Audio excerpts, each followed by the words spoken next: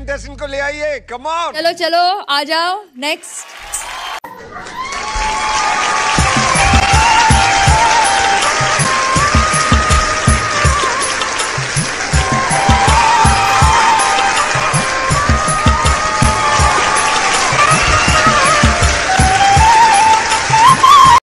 नमस्कार सर। नमस्कार मैडम। नमस्ते। आपका नाम क्या है? আমি এক পাগল প্রেমিক রাহুল। अरे वाह। कहाँ से हो आप सर?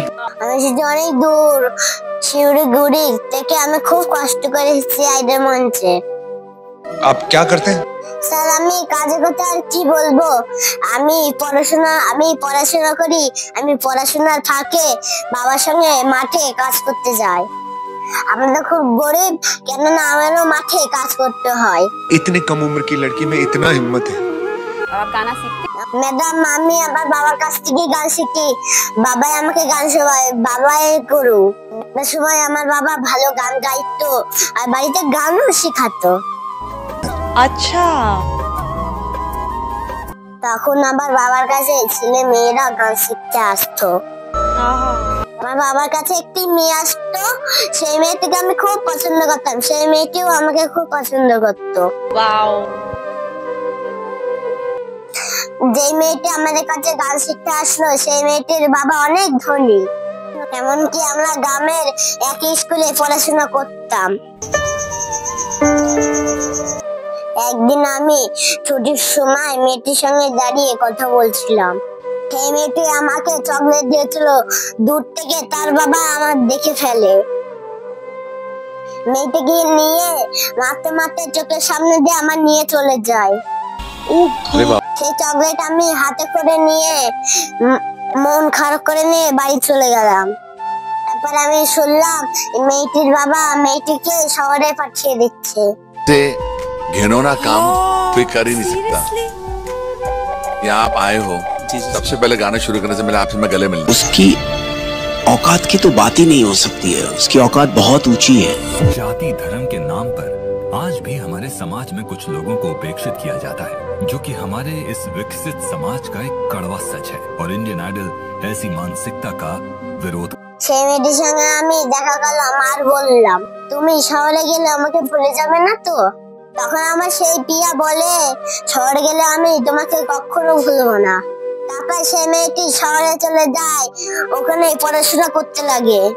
देखिए, एक बात तो आपको ये बात हमें बतानी पड़ेगी, और वो दिन दूर नहीं है कि लोगों का नजरिया आपके लिए बदल जाएगा और एक सुपरस्टार के रूप में आपको दुनिया जरूर देखेगी, बिकॉज इंडियन आइडल ने आपको वो मंच दिया है।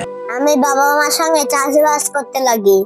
অনেকদিন পার হয়ে গেল, সেই মেয়েটি বাড়ি ফিরে আসলো। সেই মেয়েটি বাড়ি এসে আমার সঙ্গে কোনোই কথা বললো না। क्यों ऐसा क्यों ऐसा? আমি তাকে ডাকলাম, সে বললেন, তুমি একজন চাষার ছেলে, আমি তোমার সঙ্গে কোনো কথা বলবো না। ঠিক আছে প্রিয়া, আমি একজন চাষার ছেলে বলে তুমি আমার সঙ্গে কথা বলবে না, কিন্তু আমি চাই তুমি ভালো থেকো, সুখে থেকো। তুমি আমার সঙ্গে না কথা বলে যদি ভালো থাকতে পারো ভালো থাকো।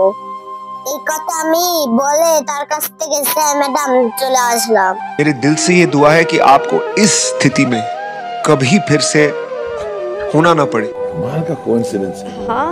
Oh my God। क्या मंजर है ये, क्या समा है, क्या कहानी सुन रहे हैं हम लोग। আমার সেই পাশের পিয়া আমাকে একবারের জন্য ডাকলো না। मैं इमेजिन भी नहीं कर सकती थी कि आपके साथ इतना कुछ बीता है। मुझे ये पूछना है, ऐसा वो कौन सा टाइम था जब तुमने डिसाइड किया कि मुझे इंडियन आइडल में जाना है? তো স্যার ম্যাডাম আমিও দুঃখ কষ্ট নিয়ে আইডল মঞ্চে এসেছি। আমি পিয়াকে দেখাতে চাই আমি চাষার ছেলে কি করতে পারি। ऐसा गाओ कि दुनिया याद रखे और घबराना नहीं, हम तुम्हारे साथ हैं। স্যার ম্যাডাম আমি এসেছি আইডল মঞ্চে আমার বাবার জন্য। আমার বাবার খুব স্বপ্ন ছিল আমাকে আইডল মঞ্চে পাঠানো। আজকে আমার বাবা সেই স্বপ্ন পূরণ করতে পেরেছি। হয়তো আজকের পর থেকে আমার বাবাকে কেউ অপমান করবে না।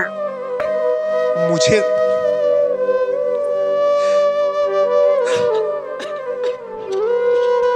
স্যার ম্যাডাম আমি আজকে আদের মঞ্চে আমার সাথীকে নিয়ে একটি গান গাইবো, সেই সাথে আজকে প্রস্তাবে।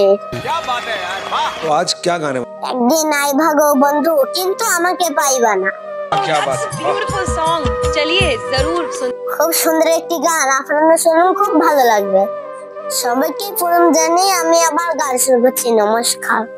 अरे यार तुम्हें रोते हुए देख के बिल्कुल नहीं अच्छा लग रहा है, क्योंकि तुम खुशियाँ डिजर्व करती हो, तुम ये डिजर्व करती हो। हमारे पास जो कारीगरी है वो ये है और ये दिखाओ। चलो गाओ। বন্ধু আইবা একদিন আইবা রে, সেই দিন আইসা বন্ধু আমায় পাইবা না।